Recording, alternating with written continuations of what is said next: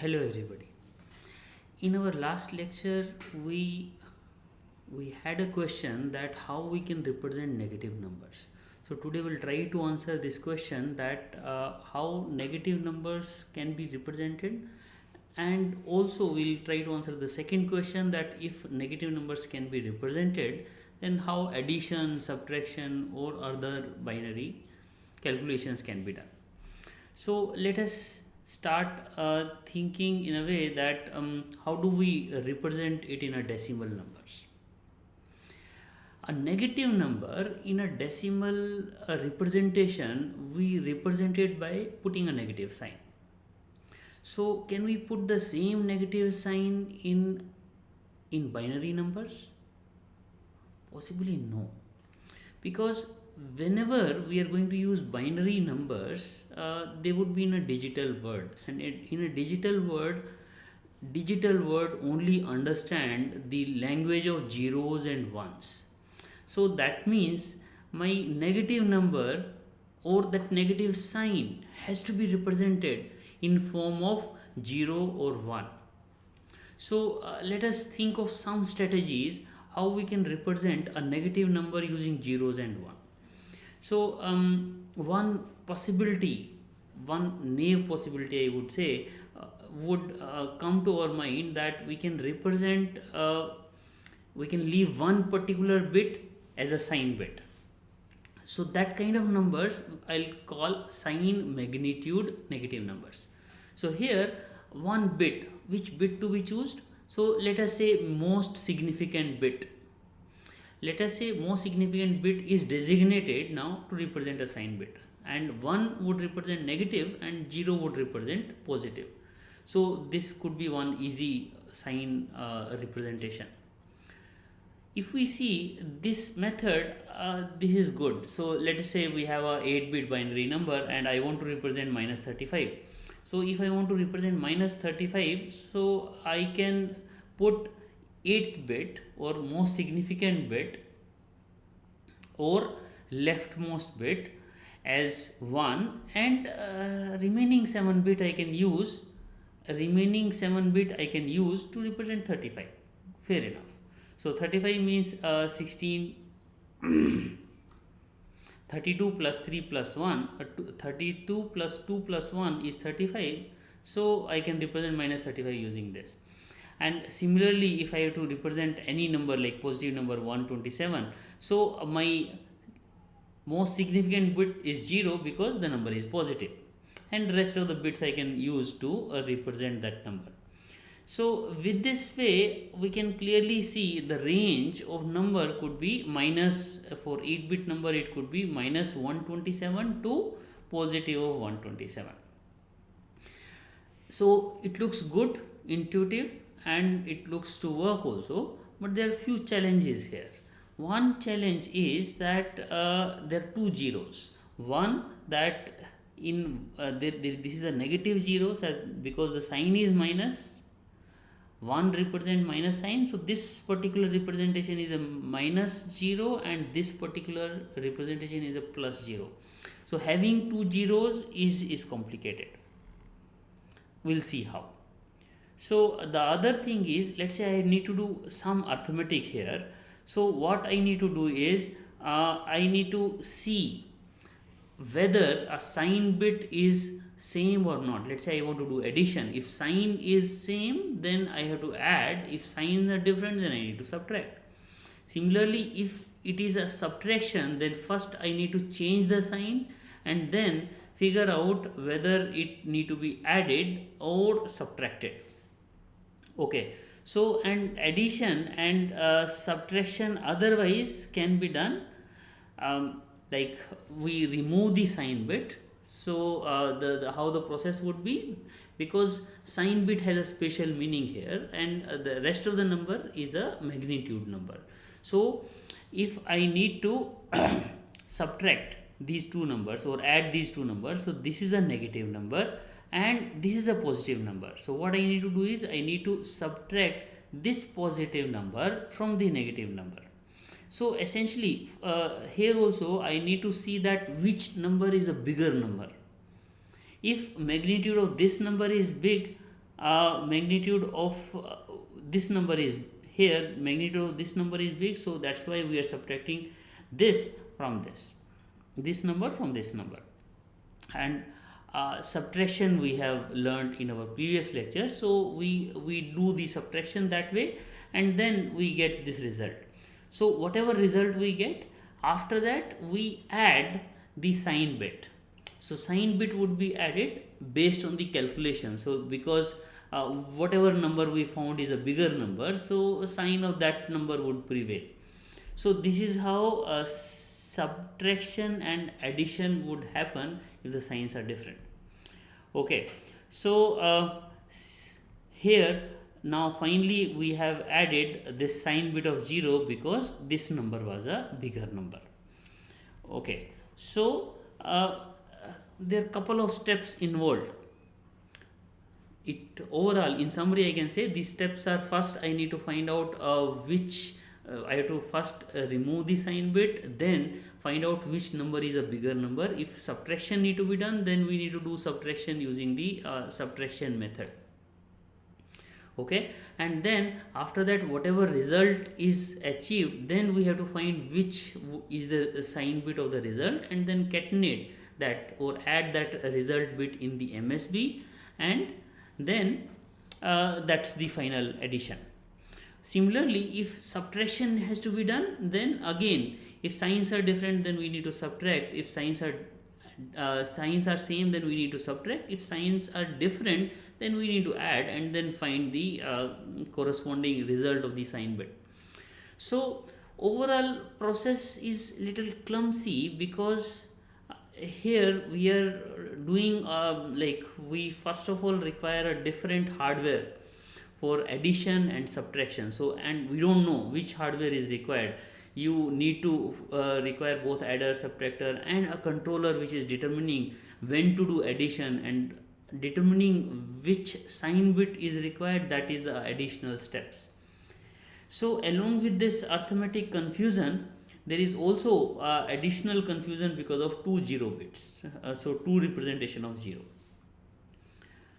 Can we have something better? So let us think of some other naive representation. So let us say we are representing it in a ones complement manner. Ones complement means we are taking the complement of that number. Let's say if u is a number and I need to find out the negative of that u, then what I do is I will flip all the bits. That means if the bit was 0, I make it 1. If bit is 1, I make it 0. So that way a flipped number is a negative number. That's my assumption, and this particular representation I am calling ones complement representation. So because for positive number we assume that MSB, most significant bit, is 0. So because we are flipping, so last bit or most significant bit is 1, that means it is negative, and if most significant bit is 0, then it is positive. And n-1 bit would represent magnitude. So in a way this is very similar to sign magnitude, that one bit is reserved for sign and rest n-1 bit is representing magnitude, but the order is different because we are here inverting the bits. So let's take some example. Let's say this is plus 13, 0 0 0 0 1 1 0 1, it's in 8 bit, and then minus 13, it is simply inverting all the bits, 1 1 1 1 0 0 1 0, or similarly any other number. So essentially receiving or getting a negative number is easy. I just need to flip all the bits or reverse the polarity of all the bits. And because I can represent n-1 bits of magnitude, the range of the numbers would be minus 2 to the power n-1 to 2 to the power n-1. So I can represent minus 1 to 2 to the power n-1. So for example, if it is 8-bit number, I can represent minus 127 to 127. So this is the number of bits I can represent. Here also we see that we have two zeros. So before that, let's also see the mathematical background. So when I am flipping all the bits, it is also equivalent to subtraction from 2 to the power n minus 1, because 2 to the power n minus 1, so let's say the case is 8-bit number. For 8-bit number, the 2 to the power n will be 256. 256 minus 1 would be 255, so that means all ones. And if I want to get a negative number, so what I am essentially doing, inverting of all the bits, which also means I am subtracting from 2 to the power n minus 1, and I am subtracting this u, or basically magnitude of this u, from the 2 to the power n minus 1. So this can be, we can say this is the mathematical representation of this this number, negative number. Now here also there are two issues. One issue is I have two zeros. One I call positive 0 because sign bit is positive, and the other is a negative 0 which is invert of all these zeros. So this is a negative 0. Addition and subtraction, if I am doing it on only positive numbers, then it mostly works. If I am doing only with the negative numbers, then also it works. But if I am doing addition and subtraction using regular arithmetic or regular binary additions, then if one number is positive, one number is negative, it doesn't work. So for example, here if you see, this particular number is 13, and this particular number is 1. If I invert this, this is 1101, so that means it is also 13.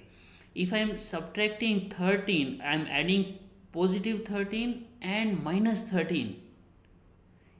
If I add plus 13 and minus 13, let's see the output. 1 plus 0 is 1, 0 plus 1 is 1, and similarly all the ones I am getting. So minus 13 plus 13 is equal to minus 0. Still okay. Still okay, because at least it is giving me 0. But on the other hand, let's say consider another number. So this number is minus 13, this number is plus 13, and this number is minus 12.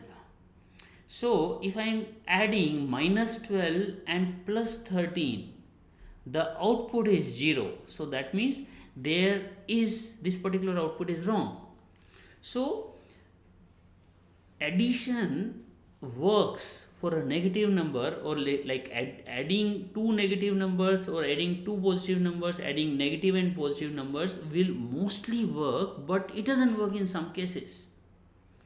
So because it doesn't work in some cases, this particular condition is not good at all, because we believe computer is supposed to do everything correct functionally. So that means we need to find out some other representation which is better than this, which doesn't create this confusion. And this particular error came essentially because we have two representation of zeros. One representing all zeros, another representing minus 0, that means all ones. So because of two representation of zeros, we are getting this correction error of 1 in some cases. Okay, so what can be the other method of representing negative numbers? Another alternative we can think of is we can add a bias. So everything is positive in our numbers. So let us say if I want to represent any number, I add that some particular bias. And for example, let's consider that for 8-bit number, I add a bias of 127. Okay, so if I am adding a bias of 127, let us see how it works. So I want to represent 1. I want to represent 1 in binary. So first thing I need to do is I need to add 127, so it becomes 128. Now I will represent this 128 in regular binary. So that means 100 0000.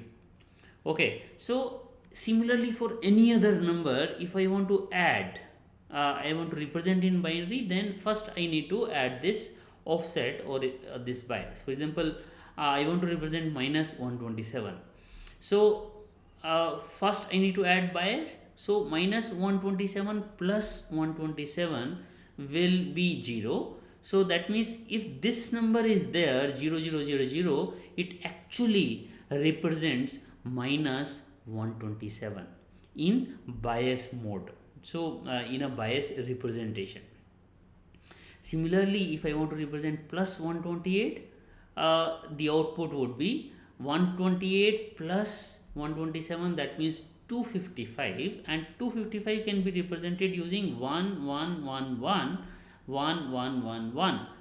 Okay, so there are couple of observations here. Now if I want to represent any number using biased method, then for every, like if my number is 6 bit, 7 bit, 8 bit, bias has to be defined. It should be known to everybody who is doing computation. Okay, so it's better to standardize a bias if I'm using a bias method of representing negative numbers. The other thing is, for representation sake it is still okay, but if I need to add or if I need to subtract numbers, then I need to take care of bias, because let's say I am adding two numbers. So f u plus v, u and v are two numbers, I want to add two numbers. So the biased number, this fu is a biased number, this is also biased number, because bias is added here as well as here. So if I want to add two numbers, I need to finally subtract bias out of it.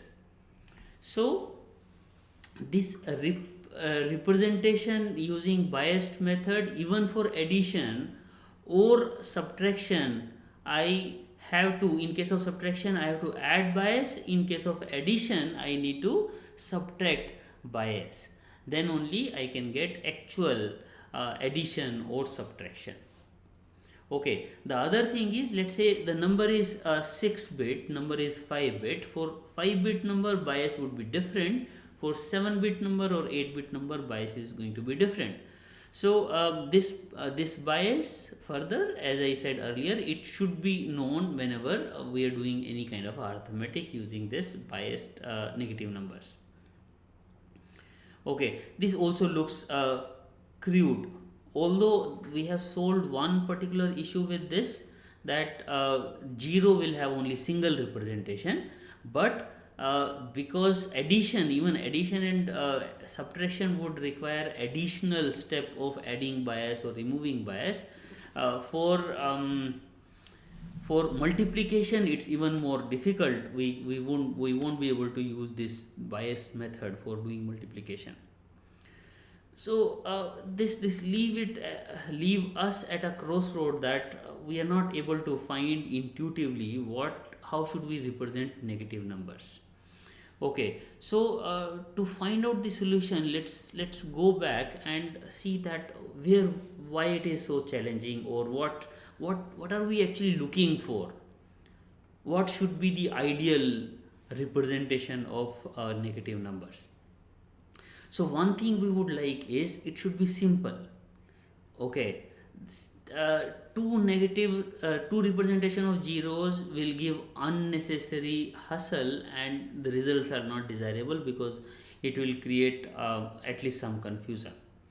The other thing, addition and subtraction should be easy, and it would be, because we are talking of a digital design or a digital hardware, it would be even better if addition and subtraction both can be done using a same hardware. Okay, or in a same method. Because we are sometimes adding numbers, some of them are positive, some of them are negative, adding negative and positive numbers. So that's why if there is only single method of addition and subtraction, that will make our life easy. Okay, so again, to look at things, let's look at another representation of numbers that may help us in understanding how should we represent negative numbers. So this particular method of representing number is called number circle. So let us say we have 4 bit. I want to find out 4 bit numbers. So I would like to represent, I can represent it like a circle. So how do I write this, create this circles? Because I want to create it using a 4-bit, so I will first of all write 4 zeros, that will be the top of this circle, and every increment will give me in a clockwise direction next number. So increment from 0 to 1 is next point in the circle, 1 to 2, 2 to 3. Similarly, every addition is giving me a circle, and when I reach 15 and again add 1, then it will become 0. So there is a discontinuity here. Okay, so this discontinuity is also called breakpoint, and if this essentially, this also means that I cannot represent any number bigger than 15 in a 4-bit representation. So this is also called overflow. So there are a couple of more things here. First of all, I am moving in a clockwise direction. If I want to add, let's say I want to add 4 to any particular number, I want to add 4 to 1. So I will go 4 steps in a positive direction. 1, 2, 3, 4. And let's say I want to subtract. Let's say I want to subtract 4 from 12. What I'll go is, I'll go 4 steps in anti-clockwise direction. So in anti-clockwise directions I go, so 11, 10, 9, 8. So after 4 steps I got 8. I got at 8, so this is what it is. But if I crosses this particular line, which is a line of discontinuity, then a result will not be correct here. Here, at least in the positive circle, the results will because we are reaching a condition of overflow. So let's say I want to add 4 to 14. So because I have crossed this particular circle, 14, 15, 0 and 1. So I will get an output of 1, but because it is crossing this particular line of discontinuity or line of breakpoint, so I would get an overflow condition. Or similarly, going in anti-clockwise direction can give me a underflow condition. So this particular diagram has been taken from this website, which we'll visit after a couple of slides. So can I take some clue from this number circle? If I represent in such a way that let's say, so that I can represent some negative numbers also. Okay, so in case of negative numbers, what I am doing is I am trying to do in the same way that going clockwise will give me correct results, going anti-clockwise will also give me correct results. So let's say I want to subtract 4 from 2. I want to subtract 4 from 2, so I'll go in a negative direction or in a anti-clockwise direction, 4 steps. 1, 2, 3, 4. So subtracting 4 from 2 is giving me minus 2. Similarly, if I am adding 5 from minus 3, I am adding 5 to minus 3, then I am going in clockwise direction because I am doing addition. I am going 5 steps, 1, 2, 3, 4, 5. So adding 5 to minus 3 is giving me 2. So this means this number circle, if I represent in this way, it can give me some good characteristics. That it's an intuitive or a standard representation. Okay, so we understand clockwise means addition and anti-clockwise is subtraction. So this is at least one observation we got from here. The other observation we can see is if I want to see I want to get a representation of plus a number or minus number. So let's say I want to see plus 4. So what I can do is I can do a right clockwise direction from the 0, 1, 2, 3, 4. It gives me this particular number. Okay, so that means this is the representation of plus 4. So similarly, if I go in an anti-clockwise direction from the 0, then it will give me minus 4. -1, -2, -3, -4. So if I put my numbers in this way, so we are all talking. I'm right now talking only in the decimal form. In the decimal form, along with the decimal form, we can look at the binary also. So that means 1 1 1 1, adding 1 will give me 0 0 0 0, and this addition is all correct. Okay, but adding 1 from 1 1 0 1 will give me 1 1 1 1 0 0. If I add 1 to this number, then it would be 1 1 0 1. So that means again it's a natural representation that adding 1 in a clockwise direction is giving me correct results. And there is only one representation of 0. Discontinuity would happen here. Okay, so discontinuity would happen here. So if I am crossing this particular line, so let's say I am adding 1 to 7, then it will give me 1 0 0 0. Because I am crossing this line of discontinuity, then this would be an overflow condition.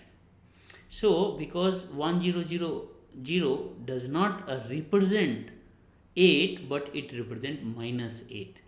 Okay, 8 is essentially out of bound for this particular representation. For 4-bit number, the number range is a 7 or -8 to 7. So whenever I cross this particular line of discontinuity or a line of breakpoint, then there would be overflow or underflow. Overflow if I am going in a positive direction, and underflow if I am going in a anti-clockwise direction. Okay, the other observation here is let's say I am taking u steps or some x steps in clockwise direction. Let's say I am taking 4 steps from 0 to 4 steps here. This also means the same thing can be achieved by going anti-clockwise in 12 steps, or 2 to the power n minus u anti-clockwise steps are equivalent to u clockwise steps. So let's remember again, clockwise means we are adding u numbers, adding a number u, and anti-clockwise means we are subtracting number u.